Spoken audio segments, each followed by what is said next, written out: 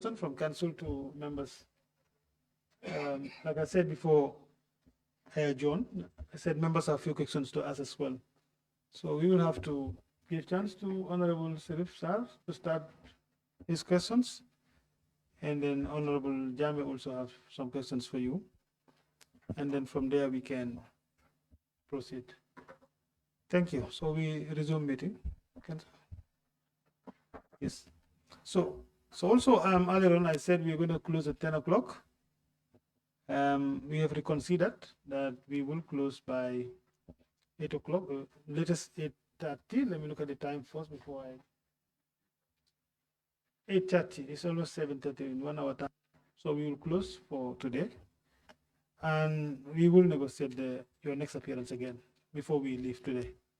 Thank you. Honorable Sirif, you can start. Thank you very much, yeah. Ms. Ben,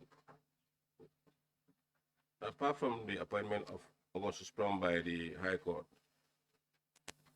was through the court order, was there any appointment or any assignment given to Augustus Plum by the Commission?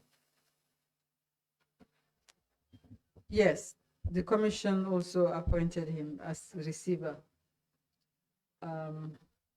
Yes. The receiver under which properties? He was appointed as receiver of, I think, Ocean Bay and Sun Beach and Dunes Hotel, I believe.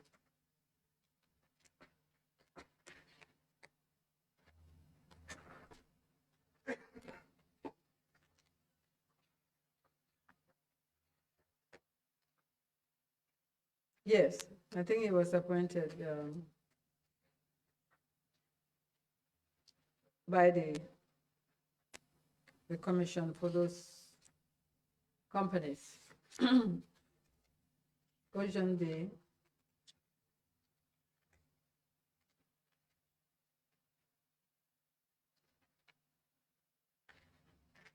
Yes. Thank you, Ms. Ben. During his appointment or assignment given to him by the Commission, have you ever ordered him to hand over Ocean Bay back to Social Security? No, I don't think so. I can't remember. I don't think so, because his receivership was terminated and Foresight accountants were appointed.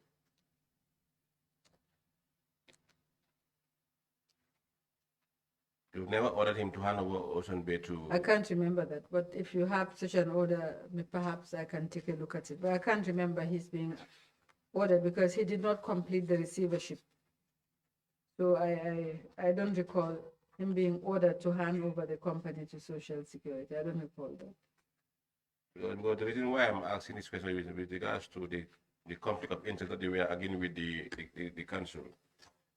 Well, based on Mr. Prom's statement when he appeared here, he made mention that the issue of conflict of interest happened or appeared between both of you when you ordered him to hand over Ocean Bay and then Sun Beach back to Social Security, and then reality test was started from there.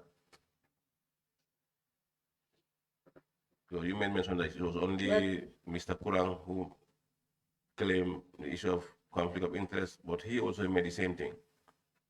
What's your response to that? He might have made raised conflict of interest in this committee, but he certainly never raised conflict of interest while he was in office. If he did, I'm happy for you to share it. Yeah, he did raise it, that there was a conflict of interest between your firm and Augustus Prom with regards to Ocean Bay and Sun Beach handing over, when he was doing his assignment, and he was asked to hand over to the two hotels back to Social Security, in which he felt that he should not have handed over it back to you, but back to Social Security, but to carry on with his assignment. And then that's what led to his termination. That's absolutely untrue. And if you look at volume 1 of the report of the commission, you'll find the story about Augustus Prom and why his receivership was terminated.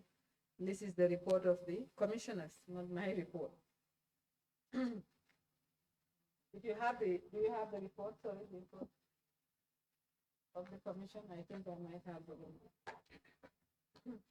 You have the report, okay? Which? Sorry, Ms. Bensouda, The should report, you need the report of the assistance, commission let of us know. inquiry. Do you need assistance? If you need, let us know. Then we can. Oh, I will. Thank you for that offer. Okay. Thank you. But volume 1 of the commission of inquiry report sets out why Augustus Prom's services were terminated. So if he says in this committee that his services were terminated because of any conflict of interest, is absolutely untrue. So if you, with your permission, I'll draw your attention to page 25, I think.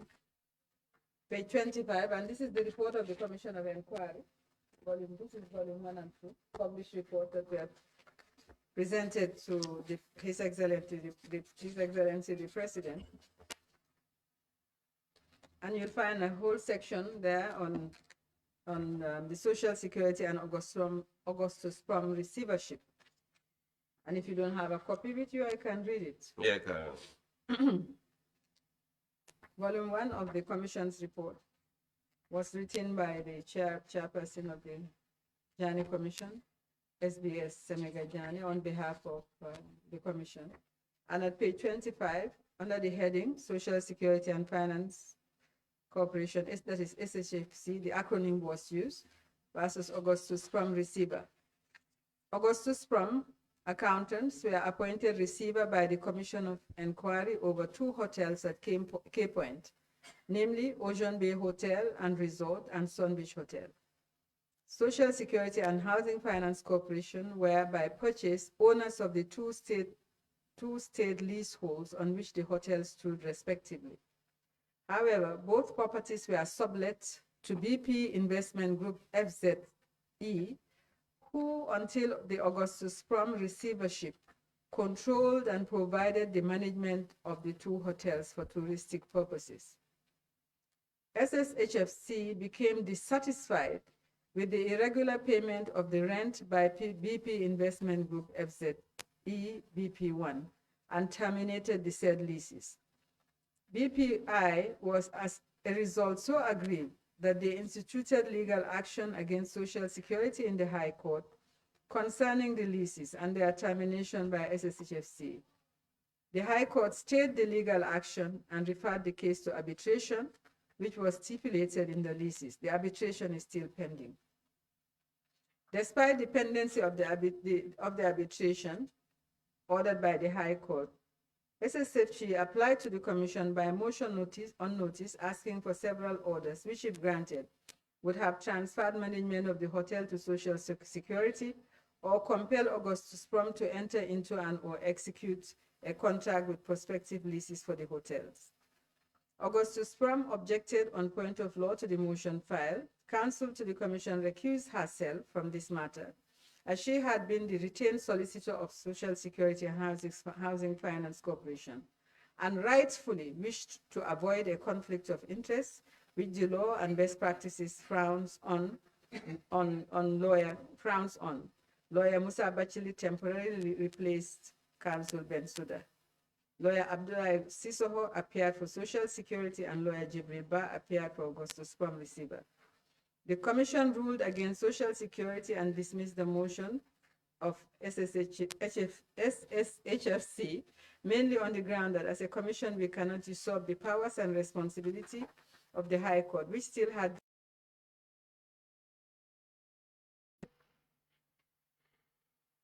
on our ruling dated 27th June 2018 is attached in our report at Appendix 3. Then the report goes on.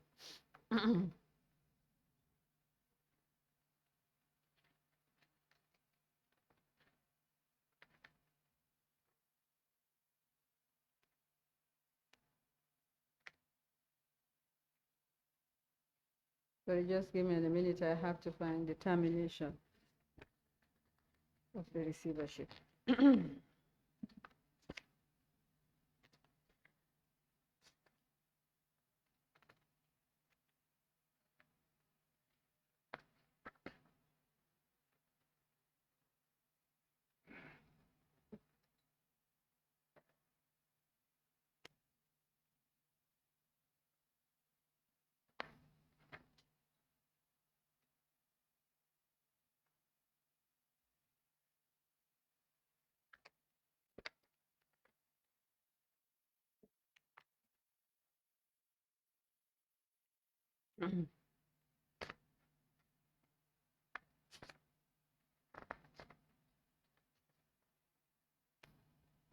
Sorry, just one moment.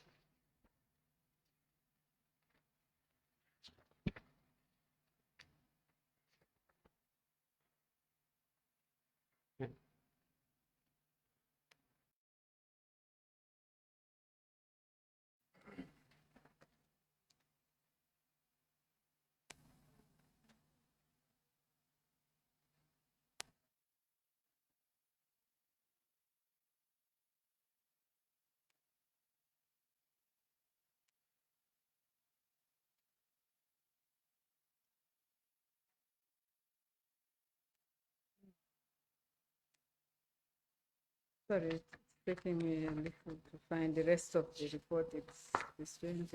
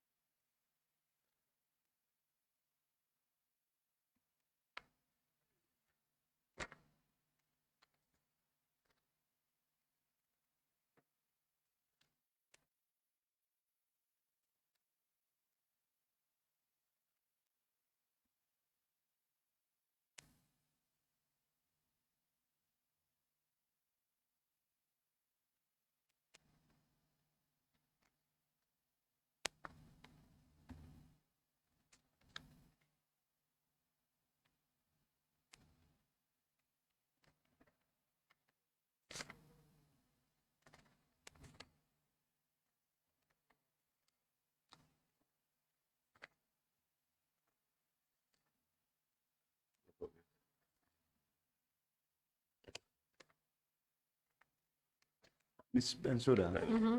Ms. Bensouda, if I will have sorry, to, yes. I'm chairing. Sorry, I'll just point, I'm trying to find it, but let me just point at page,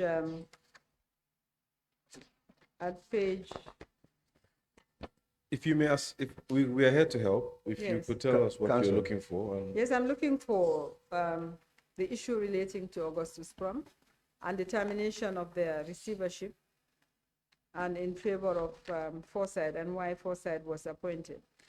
It's in this volume, I'm sure of that, but I don't seem to be able to find it right now.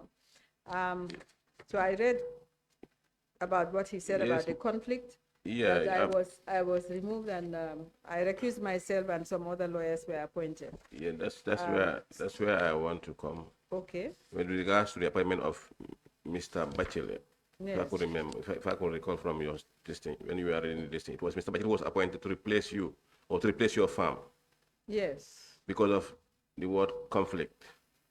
That's why you opted for him to be appointed. That's why. You opted for another firm to be appointed to take charge of the responsibilities that we are doing. I recused myself, meaning I said I could not be the lawyer in respect of the investigations relating to Ocean Bay and Sun Beach because of my connection to, because of my representation of Social Security against those two, in respect of those two hotels. And so two other lawyers were appointed. I was the lawyer for Social Security, and therefore I was the lawyer for Ocean Bay and Sun Beach. That was your firm. Your firm was Yes, representing them. that was my Yeah, firm, exactly. yes. That was, we were the lawyers. I'll use we. We were the lawyers because we Exactly. have a retainer Exactly. for social security at some point, and then we were the lawyers for Ocean Bay and Sun Beach Hotel. Now, as lawyers for Ocean Bay and Sun Beach Hotel, we had taken the company called BP Investment Group, because Ocean Bay and Sun Beach had leased the hotels to BP Investment Group. And because of that, that lease was terminated. These two companies, the two hotels, were in court with BPI, and the matter was sent to arbitration. So there was a dispute already. Now, the commission was to investigate. The commission was to investigate these matters.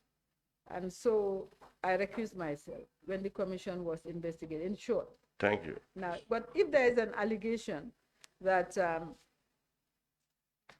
their services were terminated because of me, I'm saying that is incorrect. No, my question here is with regards to the issue of conflict of interest. Were they handed over this hotel back after the appointment of Mr. Toure?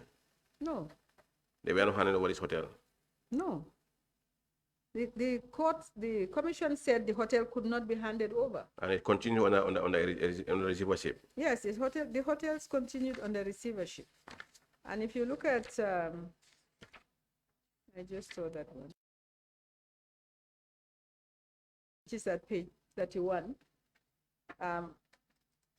Post-commission matters, it's headed, page 31 of this report. It says, Ocean Bay Hotel and Resort and Sun Beach Hotel heading. These two hotels are treated here together because both of them are located in Cape Point. The leaseholds of both are owned by Social Security. Both leaseholds are subleased to BPI Investment Group, and both are under the receivership of Augustus Prom, now replaced by Bakari Sanya of Foresight Chartered Certified and Management Accountants, whose receiverships end when this commission folds up. So, since there is a pending court case and arbitration between Social Security and BPI, we recommend, pending the resolution of the legal tussle, that a trustee manager be caused to be appointed by the Honorable Attorney General and Ministry of Justice to oversee the two hotels, which are currently ongoing and seemingly profitable. We also recommend that all due rental liabilities as agreed with NAWEC be settled out of any net profits.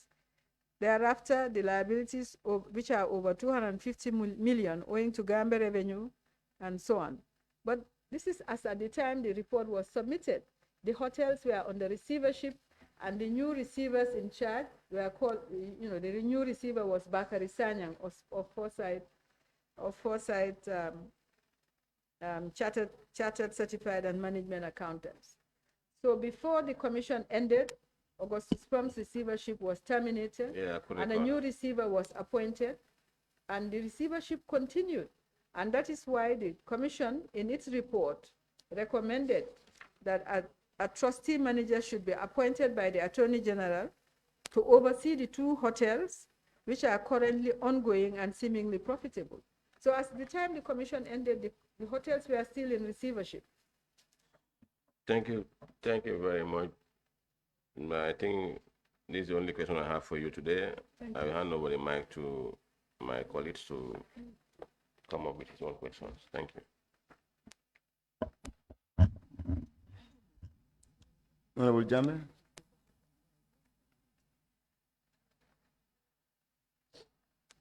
Do you have questions? IT.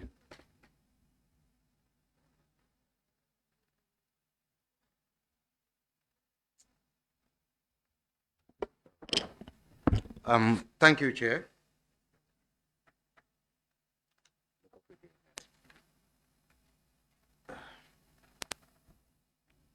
Thank you, Chair, and thank you, Ms. Bensouda, for being with us since yesterday. I think we're grateful. I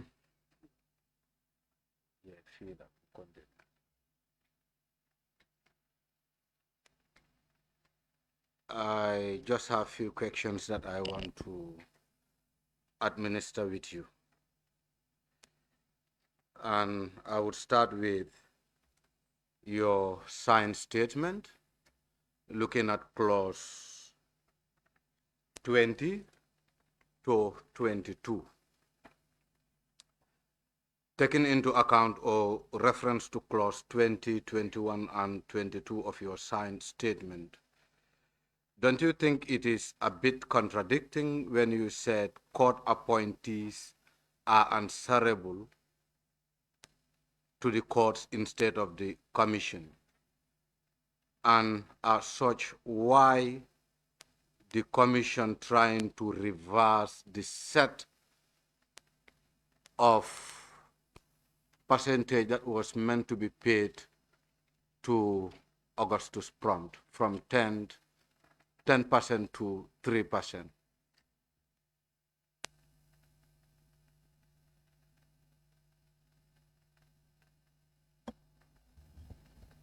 Augustus Prom were first appointed by the Attorney General in the High Court case. So for all those companies over which he was appointed, or his firm was appointed, the firm, they are a firm of accountants. They were appointed as receivers. They were answerable to the High Court. It was the High Court that appointed them. But when it became necessary to appoint a receiver, the first one was Dunes Hotel. When during our investigation it was discovered that Dunes Hotel was purchased by the former president using funds from GN Gambia,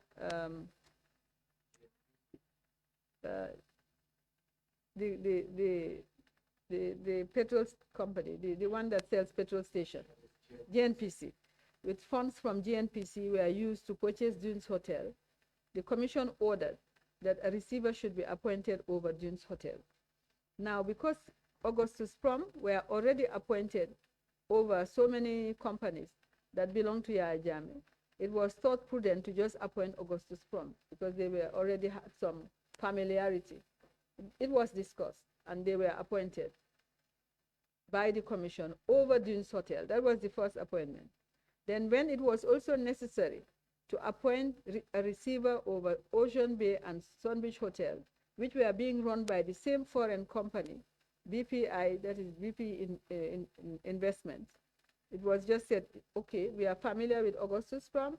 He is submitting his reports. Let's appoint the same company as the same firm as receiver for Ocean Bay and Sun Beach Hotel. So since the commission appointed Augustus Prom for Dunes Hotel, Ocean Bay, and Sun Beach, they were answerable to the commission for those hotels because it was the commission that appointed them. So they were answerable to the High Court for what the companies over which they were appointed by the High Court as receivers, and they were answerable to the commission over those companies. The commission appointed them as receivers, over which the commission appointed them as receivers. Now the question of the fees arose because when the receiver was appointed for Dunes Hotel, the order said he should consult with the Attorney General about his fees. When they were appointed over Ocean Bay and Sun Beach, the fees were not mentioned. But what is expected normally is that the receiver will apply and the fees will be fixed by the appointing authority. For the court, the fees are supposed to be fixed by the court. For the commission, the fees are supposed to be fixed by the commission or its directive. But when Augustus Prom took over those two hotels, instead of applying for their fees to be fixed, they started deducting fees from the revenues of the two hotels without the approval of the commission, without the authority of the commission. The commission was not aware. until the hotel management complained to the commission that they were surprised that Augustus Prom were deducting fees at a high level of 10% of revenue. 10% of revenue without authority. They were invited, they came, they were asked to submit their accounts, they did, and they did not deny that they were deducting 10% of revenue, but they sought to justify it. The commission said that was too high, and that was my opinion, because no receiver, there are guiding principles about all these things in the law. A receiver cannot deduct from revenue. It's not possible. They were receiver managers, but one, they cannot fix their own fees. Two, they cannot deduct. Nobody would fix a fee of 10% of revenue. This is all the money that is coming in before even expenditure was made. Salaries were paid or anything, they would take 10%. So by the time they were stopped, they had collected some $22 million approximately. So the commission invited them and asked them. They said, okay, they had a lot of work. They tried to justify that high level of fees on two grounds. The first ground was that this was the 10% they were being paid over the assets over which they were appointed high court in the courts. And therefore, they just automatically applied that 10%.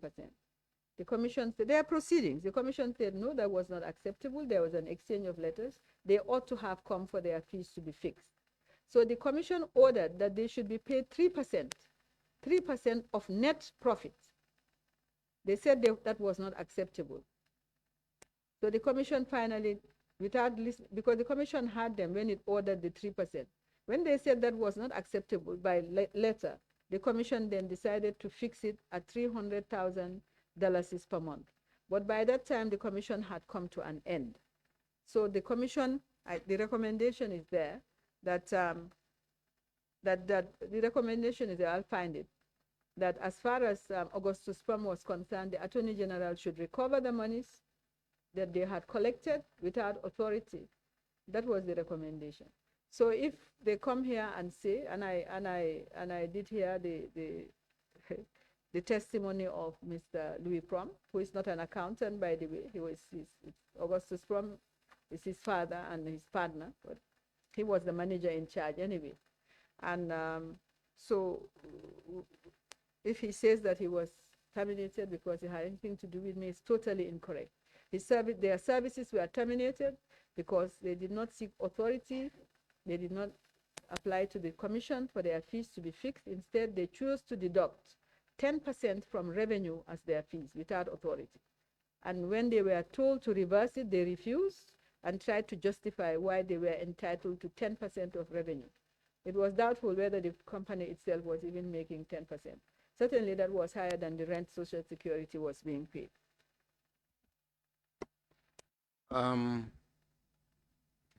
Will it be right to say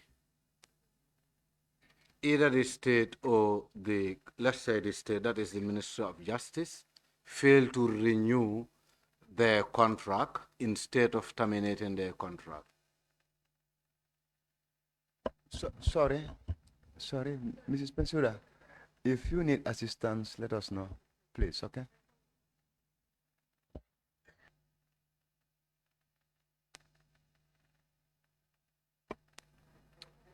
My question is it right to say Augustus Prom's contract wasn't renewed, instead to say his contract was terminated?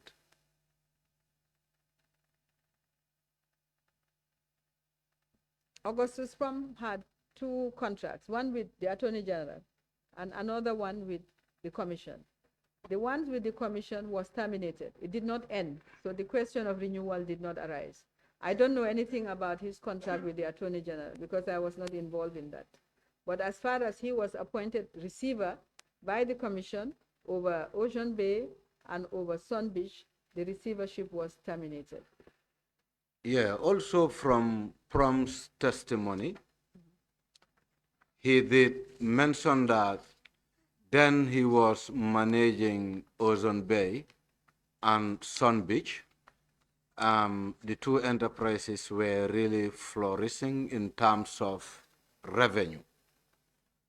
Will that be right? or not? Will that be right? Yes. I'm sure I'm sure they were flourishing. They were making money, but let me explain. Okay, they were making money. I'll explain if you have a follow-up question. So if they were making money, will it be right to renegotiate the payments from 10% to 3% in a situation where a particular enterprise is making profit?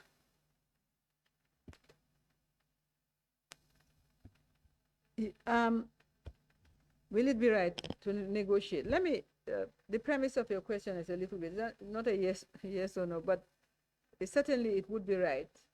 Augustus Prom are receivers, and under the law, they cannot fix their own fees.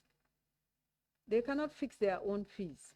They were a receiver appointed by an authority. Their fees have to be negotiated with that authority, the appointing authority. With regard to the High Court, he said he negotiated with the Attorney. Most of the assets over which he was appointed in the High Court were dead assets. These were not revenue-making assets. And they are, yes. That is with the High Court. Yes. These Now, were kind of dead assets. yes.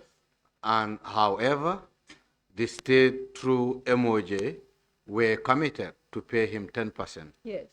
Whilst in the other hand, that is with the other assets that he was managing, let's say Ozone Bay and Sun Beach, that were really making profit at the time of his appointment or during the time that he was appointed. According to him, Ozone Bay and Sun Beach were really making profit. Was it right to renegotiate for reverse in his payment? Absolutely. That was the point. Was not whether these hotels were making profit. They were making profit before he was appointed. These hotels had a management. Right. The point of his appointment was to take to ensure that the control over the hotels was taken from that management and given to an independent receiver, manager, who would oversee the management of the hotel. But the management that was doing the work were still there. The hotel was a going concern. It was operating. They had their contracts and they were operating. So the fact that it was making profit had nothing to do with Augustus Prom or his fees. The issue is legally.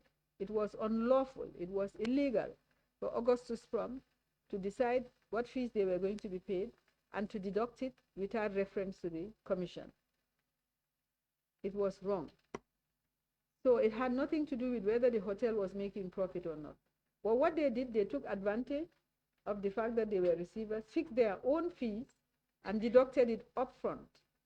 Perhaps if they had fixed their fee at 10% of net profit, the negotiations might have gone smoothly.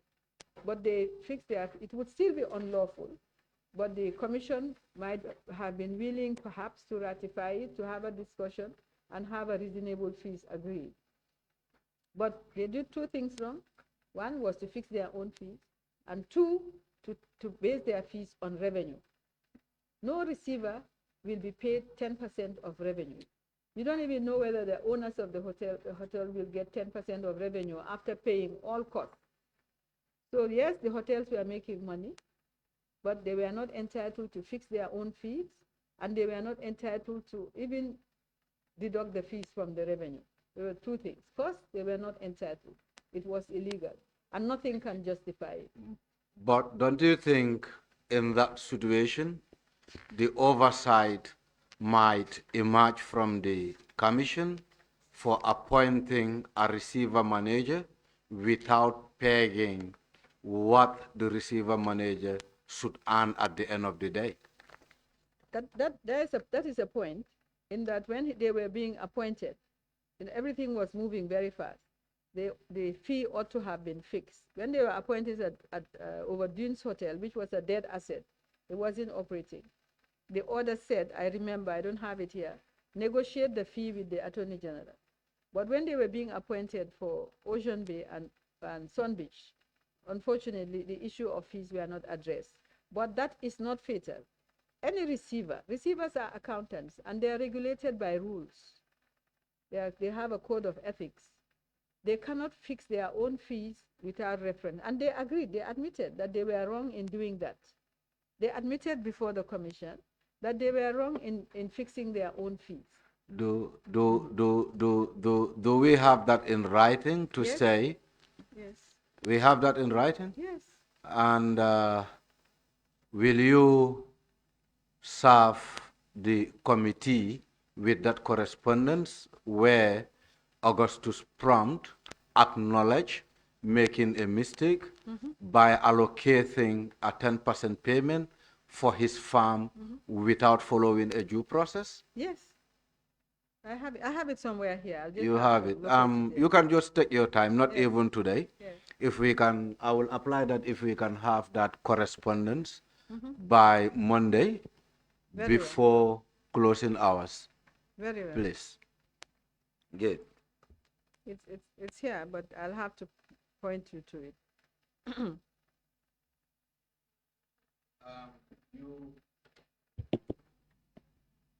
In your response to either the council or one of the members, you adduced that you were representing government interests through the agencies.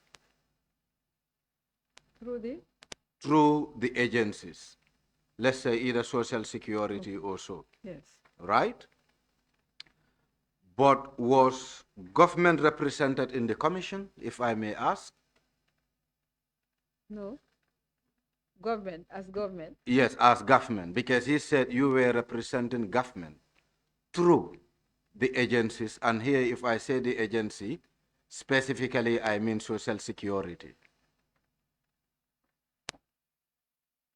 Perhaps I don't quite understand your question. You mean was Social Security represented, or was none of the parastatals were represented? Now, before my the question is, Uh-huh. in your statement, if I heard you well, or in your response rather, Yes. if I heard you well, Yes. you did mention that government, you were representing government interests through the agencies. Yes, I said government's interests and the agencies, but social security interests align.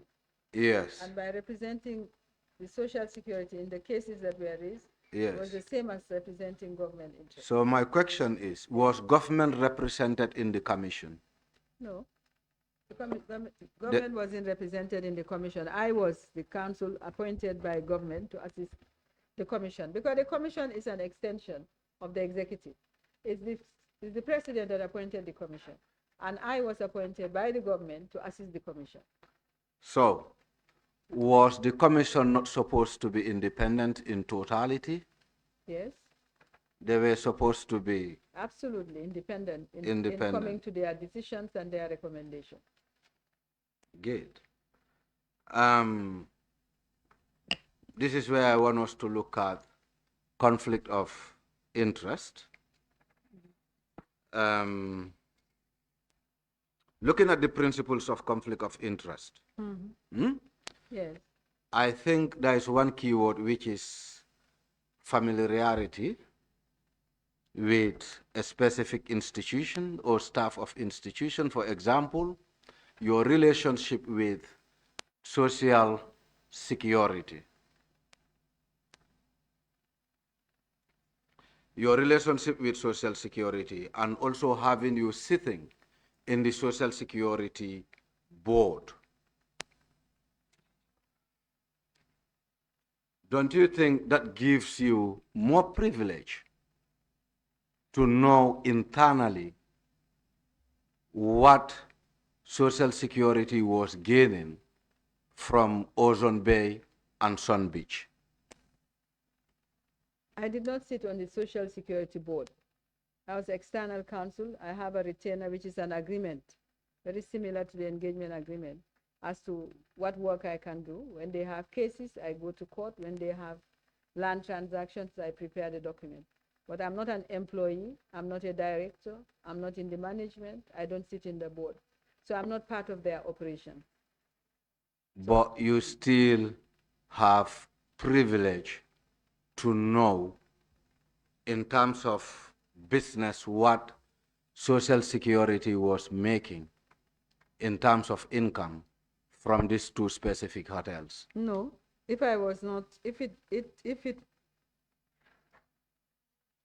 I did not have access to their finances at all, because that is not, but unless they had a legal issue, in respect of that legal issue, I need to see their finances. Otherwise, I have no access to their finances. At any point, on the basis of some of the emerging legal issues, were you at any point privileged to know their income stream?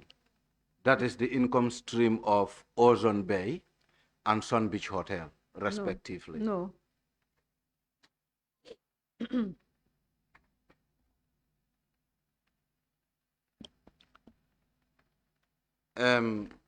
You didn't really know about their income with No. these two business entities? It had nothing to do with my role as external counsel.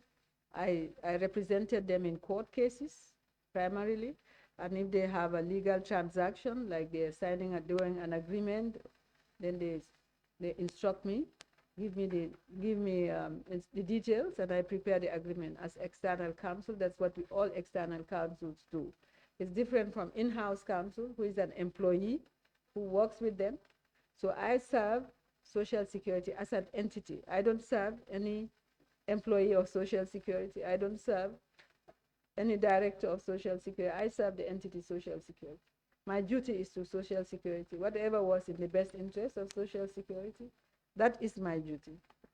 But I don't know anything about their income streams, and I don't know anything about the income streams of Ocean Bay or Sun Beach or any other company that of whom we are the retained lawyers. But the fact remains that you used to serve as the legal personnel for Social Security.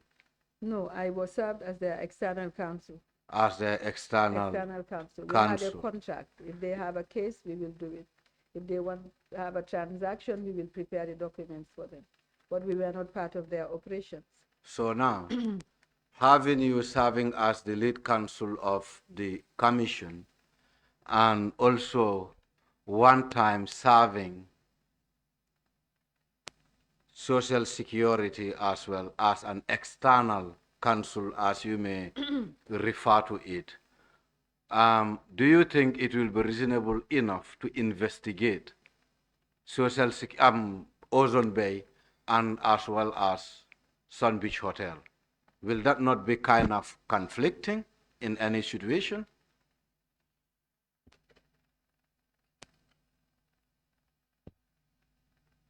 Not necessarily. Let me put it this way, not necessarily. Depends on what I am being asked to investigate. If I'm asked to investigate Ocean Bay, Sun Beach, it's not unusual. If you have, for instance, let me give you an example. You have auditors, they are external auditors, and a fraud happens. You have external auditors perhaps for the National Assembly.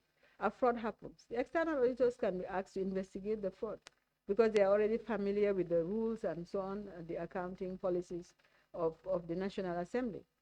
Nothing stops the National Assembly from asking the external auditors to investigate that particular fraud because they're expected to be independent. So there's nothing stopping Social Security or Ocean Bay from asking me to investigate any matter relating to their operation because they expect that I'll be independent. And since as external counsel, I have the advantage of understanding their policies, I probably will do a better job than someone else.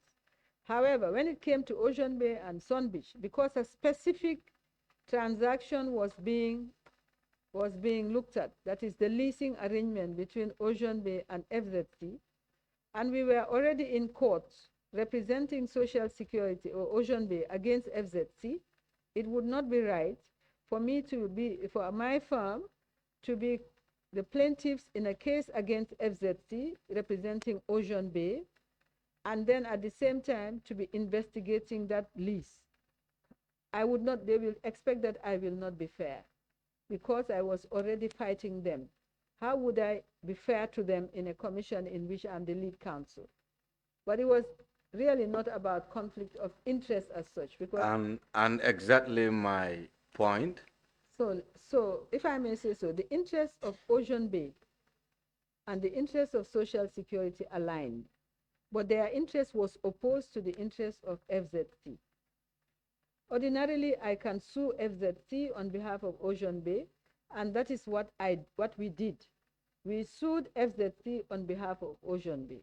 But when the commission came to investigate FZC, I recused myself. We said, well, look, we are the lawyers of Ocean Bay against FZC, so we cannot be expected to be independent in the commission against FZC because we are already suing them. So FZC will object. And they'll say, well, look, this woman has sued us. This law firm is taking us to court. And now, how can she be independent in the commission? In the commission, I am supposed to be independent. I don't hold anybody's brief. I don't hold anybody's brief, including government. I'm just independent counsel helping the commission come to a just conclusion with respect to everybody before the commission. So FZC, they did not object. I recused myself and said, you should take another lawyer to avoid any perception that I may be biased against FZC because I was already taking them to court. At what point do you really rescue yourself from the investigations? At the early stage, I wrote a memo. And I wrote a memo. I can bring you the memo. The memo is here in the bundle I brought to court. The memo is here. I wrote a memo presenting the matter to the commission. And I said in the memo, I don't think there is a conflict of interest, but FZC, the perception may be that I will be prejudiced, I will not be fair, and therefore the commission should decide. And the commission decided, let's hire another lawyer. Was at any point in time that your issue was raised by other individuals? Because from your response, I understand you did said, aside from the then secretary of the commission, there was no other person who actually raised a red flag to say either you were conflicted or they weren't really satisfied with you having to play a role in investigating. Can't remember that. But as far as I remember, no. Unless if you have something, it's been 6 years, 7 years. If you have something, then I look at it. But I can't remember anyone, absolutely, during the course of the commission, apart from the receiver, raising conflict of interest. I can't remember it. Formally before the commission, Not even a lawyer, like, who raised concerns about your representation, or who raised concerns about you being the lead counsel and also having you representing Social Security previously? I can't remember that. If it's possible, it would. If it was done, it would be on record.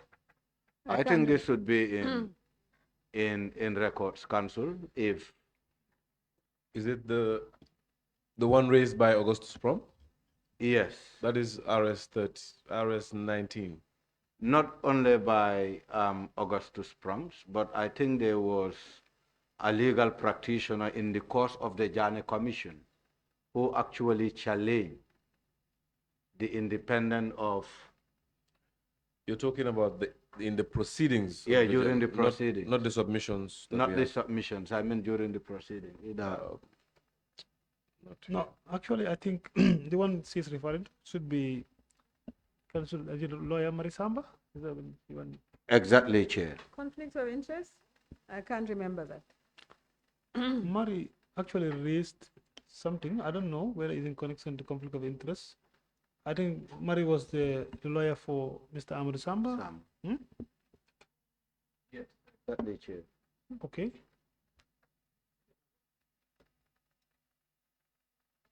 I can't remember. I know she raised objections, but conflict of interest, I can't remember that. But if she did, it would be on record.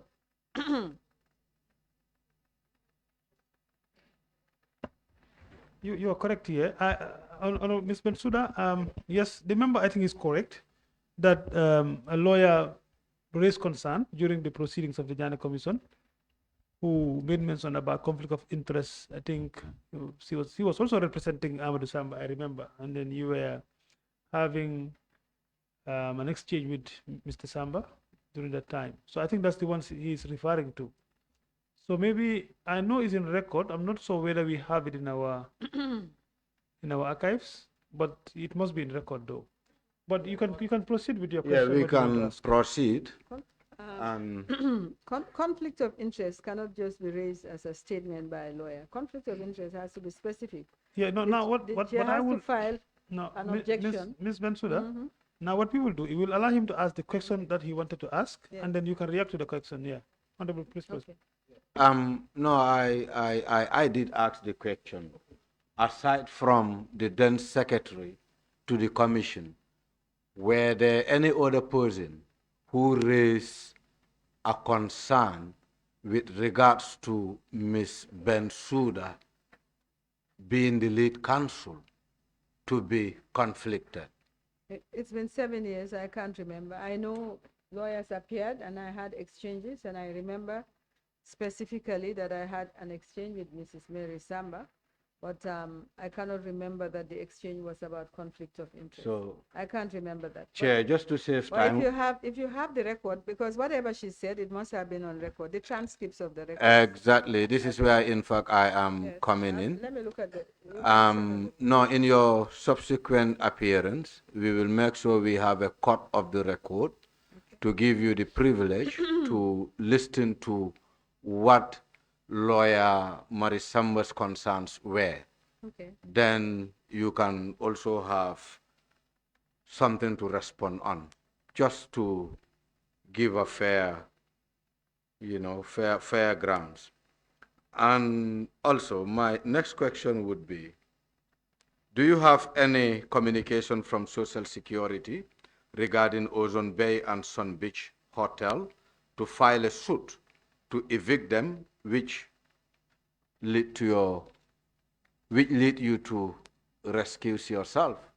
Yes, that was the whole purpose, because Social Security wanted to terminate this was before the commission, they wanted to terminate the lease.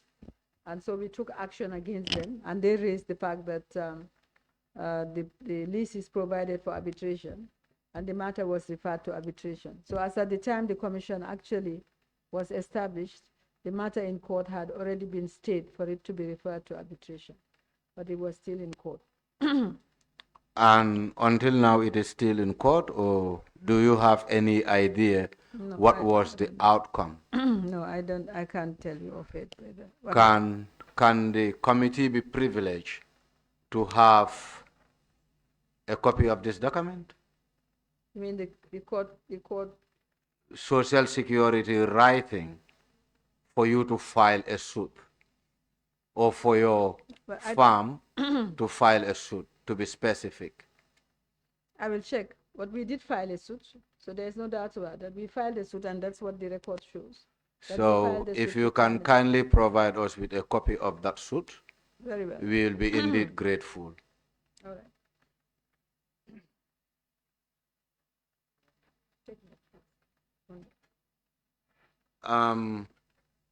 How long do you have a retainership with Social Security? I think I had a retainer from 1996 to 2010. To 2010? Yes. It haven't exceeded to 2017 also? No, in 2017 we did not have a retainer. We were just instructed to file cases, but we did not have a retainer.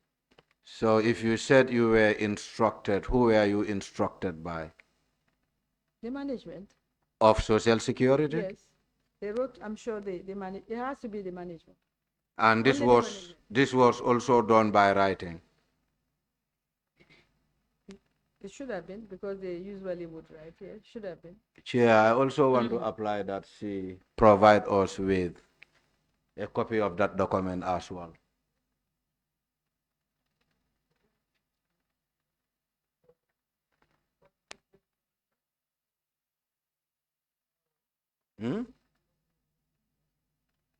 That is the retainership. Chair, you're not on record. From Social Security. Security. To for us to take action on their behalf. A legal action on their behalf. We'll check. We will check. Okay, that's fine. Okay. Honorable, I'm being informed by the technical team that they have the clip. If you want to play it, the clip that you requested for. Yeah, if they have access to the tape, I will apply that we have a replay of it, please. Chair, with your permission. Okay, Counsel. If IT is ready to play it, we can go ahead.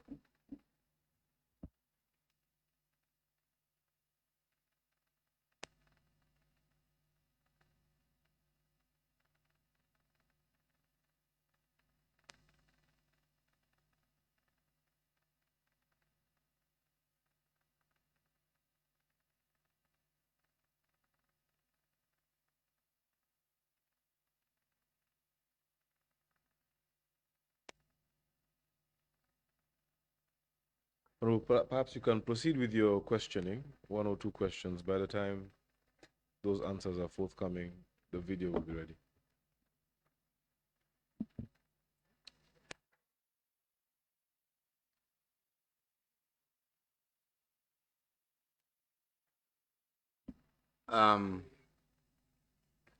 Ms. Bensouda,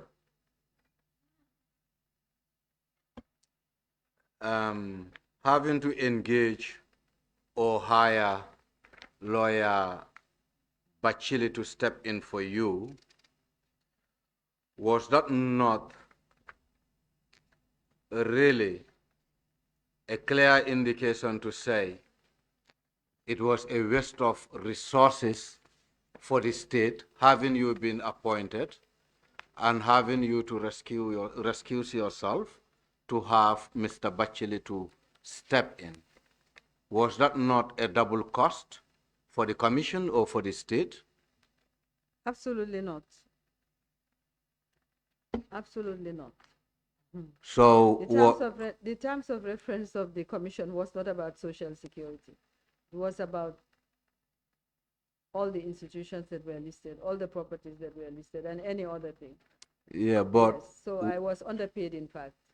So the fact that they had to hire another lawyer when I recused myself was absolutely normal, and it was anticipated. if you said you were underpaid, and then also if you should say it was normal to outsource another legal practitioner when in reality you were appointed to do that specific or actual job that this particular legal officer was doing. Do you think? Honorable, Yes. it was anticipated that if there was a conflict, as I said, it was anticipated that if there was any issue that arises in which I was conflicted, another lawyer would be hired to step in. This was anticipated right from the beginning. And as I said, It was anticipated that there was going to be. If a conflict arose, then it was anticipated. It was anticipated by my that discussions with the Attorney General when I was engaged. It was anticipated that if any conflict were to arise, then the necessary action would be taken, which would be that I would recuse myself and someone else would be hired. But to say that it was a waste of resources to pay me, the work I had done, nobody can pay me for. I did not do it for money. That's why I'm saying I was underpaid. No, I didn't necessarily say it was a waste of resources to pay you. Okay. What I said was, is it not a waste of resource to pay another lawyer when already there is already a lead counsel appointed? Just to set the record straight. It was not a waste of resource. They had to pay someone else. Conflict of interest arises everywhere. Even if you had a lawyer, I don't know whether you have one for the National Assembly, And if a matter were to arise in which the lawyer was conflicted, he would recommend that you appoint another lawyer. That is normal. It's absolutely normal. Yeah, I think we have over 5 lawyers Exactly. working for the National Assembly Exactly. on full-time basis. So basically, in any situation such arises, I believe, You will be covered. yes. But in that case, I was appointed alone as the sole lawyer. And so it was with such a huge task, ranging over so many organizations. It's in fact a surprise that more conflict of interest issues did not arise. But there is a mechanism for addressing it. If I'm conflicted, then someone else will be appointed on the matter in respect of which I am conflicted. That was anticipated. So it was not a waste of resources at all. You want to say something? Yes, I wanted to come in now. So I just wanted to ask, the video is probably ready for you, for them to play it on the conflict of interest. And I would say if you have more questions, if they are not very much related to conflict of interest, I will allow you to skip them, because we said we're going to close at 8:30. And then when she comes back, then you can proceed with the rest of the questions, sir, please, so that we can stick to the time. So that's Yeah, what we've agreed. because I still have about 5 Five or or whatever seats Yes, so of maybe about 10, 15 questions. So yes, so let's get the video done, and then and we close it here for tomorrow. thank you. Yeah. Thank you, Honorable. Thank you. Yes, IT, if you're done with the video, please can you quickly play it, and that will be our final.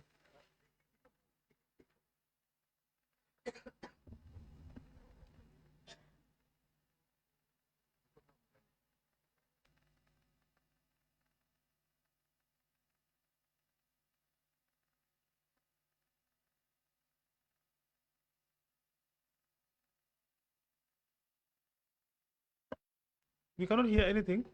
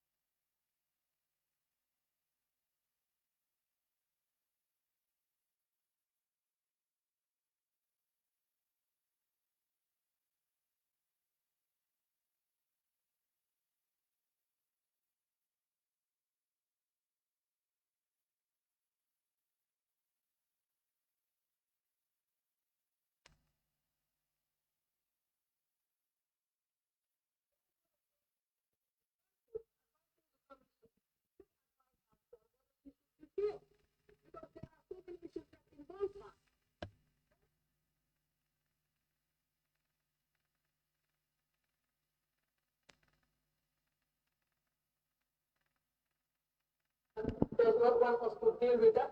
But I am It's not a question of me wanting A or B. This is standard procedure. You cannot make allegations based on nothing. And it doesn't mean that just because counsel, any counsel, was involved in preparing documents, it doesn't mean that that particular person is banned from this proceeding. I'd just like to conclude by saying that I have no concerns or fear about any evidence that anybody may produce, because I know I have never acted for ex-President Yahya Jammeh in any capacity. I know I have not acted for any close associates that have been named close associates before this commission in any capacity whatsoever. I am not saying I have not prepared documents. I might have. But the one thing is clear. I have never acted for ex-President Janneh. And I have never acted for anybody named a close associate.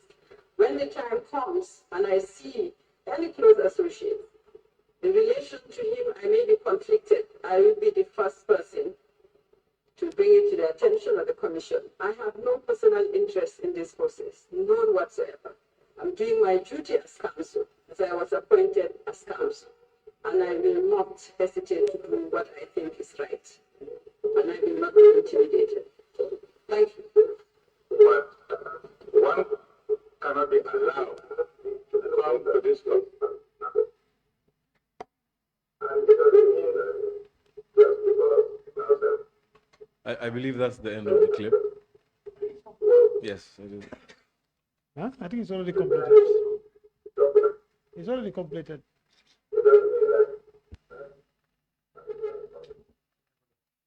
Yeah, that was clear. Thank you. Honorable, Yes. you want to react before we... Yeah, I want to react, Ma. Going back to my previous question, will it be right to say it was not just the former secretary to the commission and as well as Augustus Prompt?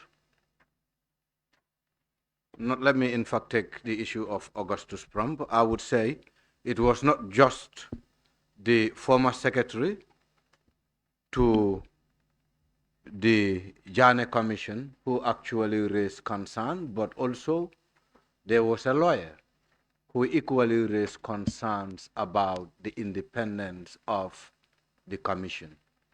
Listening to that. Honorable member, there was a lawyer, certainly it was, the tape speaks for itself. She raised concern, but the concern, as you had the chairman said, was not being raised properly. And she never came back to raise any specific, make any specific application. The chairman challenged her to say, you cannot raise it over nothing. We don't have the evidence. Go bring the evidence. And she never did. So I don't call that as raising a conflict of interest issue. I think the tape speaks for itself. She made, she alluded to conflict of interest. She alluded to conflict of interest. Which I agree. And the chairman dealt with it. For me, that's the end of the matter. Yeah, you know, listening from that tape, as you have rightly mentioned, Yes. The particular lawyer raised her concerns. Yes. And she was tasked by the then chairperson of the commission to come forward with practical evidence. So my next question was going to be, was at any point that lawyer Samba was able to advance her material evidence in connection to you being conflicted in the entire process? I don't remember that. You don't remember. Thank you. Don't remember that. All right, that's okay. I think that brought us to the end of today, Ms. Bensouda. We're still going on conflict of interest. But Mr. Chairman, I have a concern, and I'd like to put the concern up front. Now, I am the witness of the committee, and I was served with this. Do you want to put that on record or? Yes, just- please, yes, Okay. yes, on record. Certainly, it's a serious concern that I have, because this is my second day at the commission. I have looked at the motion by which this committee was set up, and I also was served with a summons, and in the summons, I was summoned to come and give evidence on everything that I know concerning. Let me let me not paraphrase, because I have the summons here.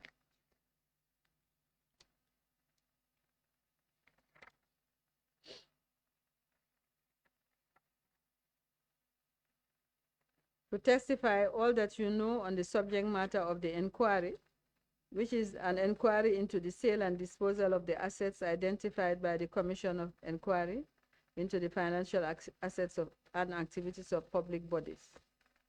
Now, my submission really was with regard to the subject matter of the summons.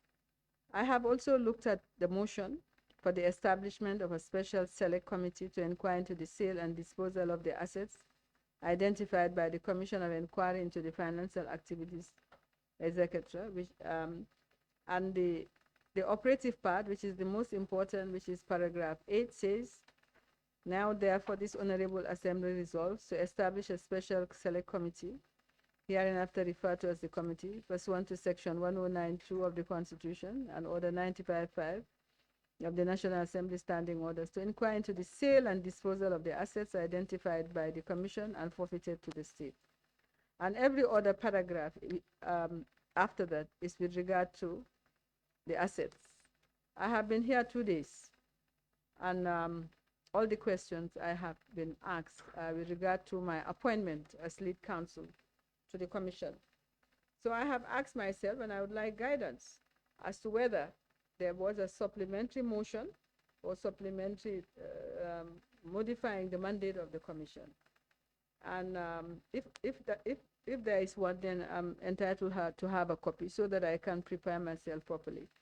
Now, if there was no supplementary motion, then it would seem to me, and for the record, whilst I have no objection to answer some of these questions, because these are issues because of, as I said, manufactured public perception that have agitated the mind of Gambians, and I mean, about myself, my role, and so on. I don't mind answering the questions. But I'd like to put it on record that these questions are outside the mandate of this committee. And whereas you do have authority, your authority must flow from the mandate you are given by the National Assembly itself with regard to your investigations. So I'd like to be guided, because it would seem to me now that the Commission is focused on allegations that have been made by individuals and not on the sale of the assets, because all this conflict of interests were allegations made by a single person. But the motion that was passed was not about me. It was about assets. It was not about the manner in which I was appointed. On this whole 2 days, all the issues have nothing to do with the mandate and the reason why I am here. And as I said, whilst I don't mind answering the question, I'd like it to be on record that really I think this committee is straying from its mandate, and it should be bound by its mandate.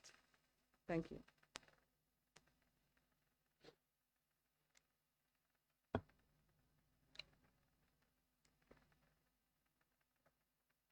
No. Honorable wanted to observe something before you respond, and then I can put the order. Quickly.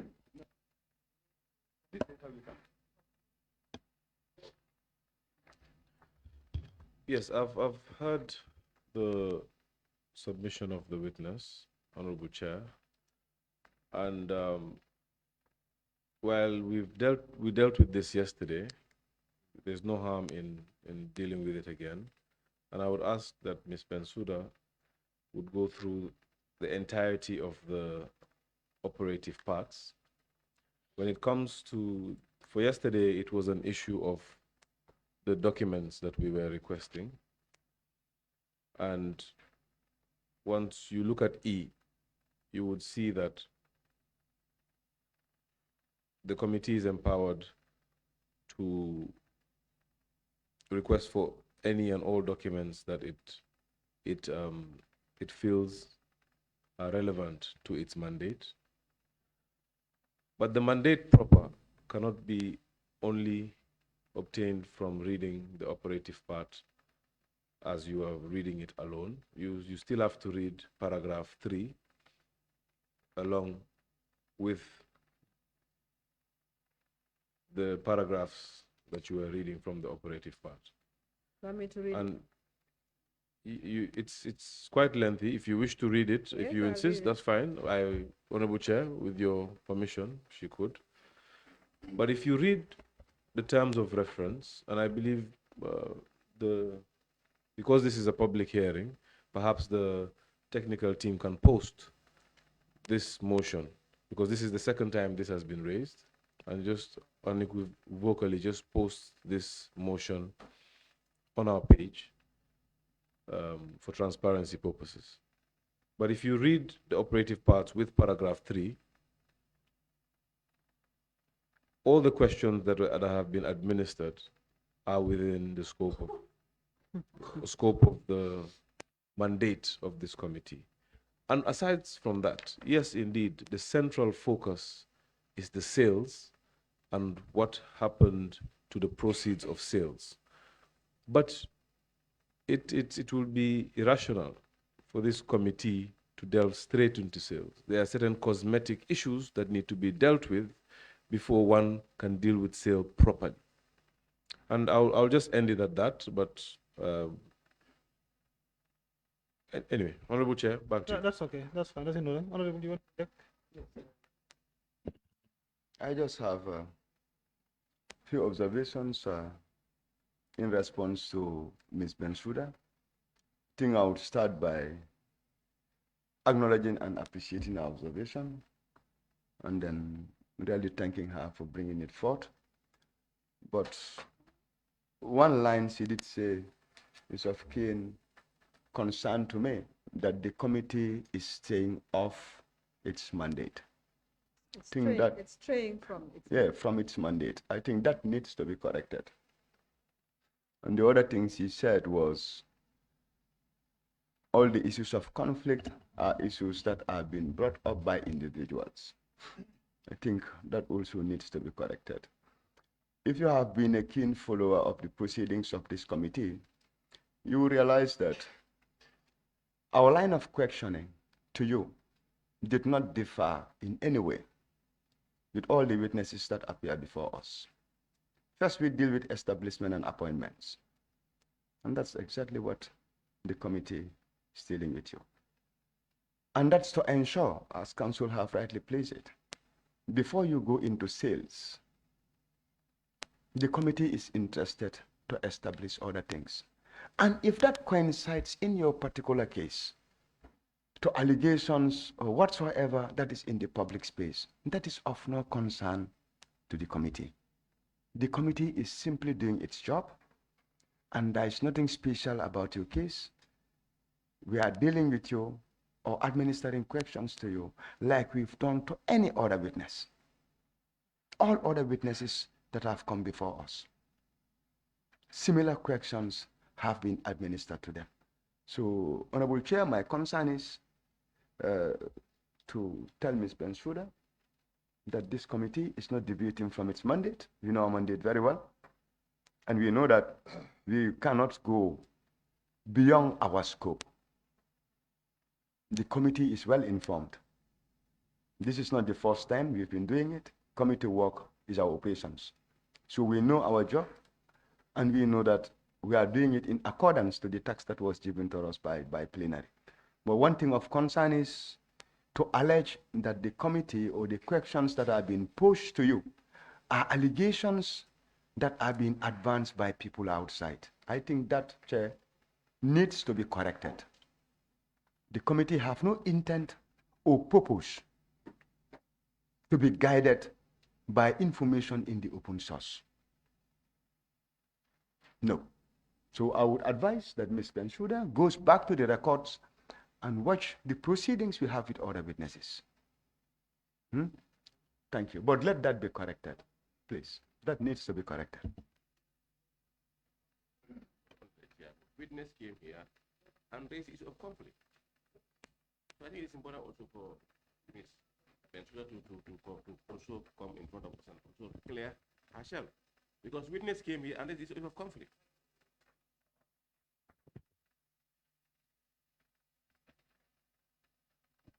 Witness came here and raised the issue of conflict. And when they were asked, most of them pointed fingers at you. So you come in here and in trying to clear is also very important, because this is the report that we have to report back to the plenary and give them our findings. So it's going to be very important for you also to clear up yourself.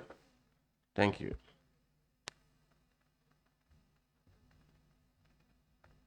Thank you. Thank you, Council and honorable members. And thank you, Ms. Bensouda, for raising that concern. I will have to say, first, I think the committee is in line with the motion that was established, or that was passed in Parliament for this committee to look into the sales and disposal of assets. But like Council put it, you cannot directly look at sales and disposal of assets without looking at the things that were done before the sales and disposal. And I think the committee in its operation, just alluded to by my colleague, most of the witnesses that came, we had thematic areas that we looked into with those witnesses. It depends on where you are. And for the commission chairperson, I remember council dealt with him on the issue of establishment, the appointments, and all that. And even the attorney general. So I think the committee is in line to ask, and of course, this issue of conflict of interest was not an issue of the committee itself. I think we had a witness before this committee who came and then raised the issue of conflict of interest, and it became a concern for honorable members to ask questions. So for us to deal with conflict of interest alone is not what this committee will be working on, because we had a lot of issues to deal with you as well. Yes, you were assigned to come and face the committee for about 2 or 3 days, but I am sure we will have to discuss that later, because we will need you for more extra days to proceed with other issues. Just for you to know, because I know you're looking at the motion, but like Council said, if you read the motion, you will see that the committee has the mandate. It does not only limit us to look at entirely sales and disposal alone. Of course, it's a committee. There are a lot of issues in our operations that we also need to ask. And of course, as members of parliament, when a witness also raise a concern about conflict of interest, and members of parliament do have interest in that as well. If you are here, I think it's in order for them to also ask that question. And I think that is exactly what they've done. We will get into the issue of sales and disposal. I'm sure council will deal with that, in your next appearance with this committee. So just for the interest of progress, since you are here to support this committee, to give us information, let that not be an issue. We can progress with what we have, and then allow us to ask questions, and then you give us more information, more clarity, so that we can have a good report for the people as well. Thank you. So we'll adjourn for today, and meeting adjourned until Monday. Monday, we will proceed with the witness.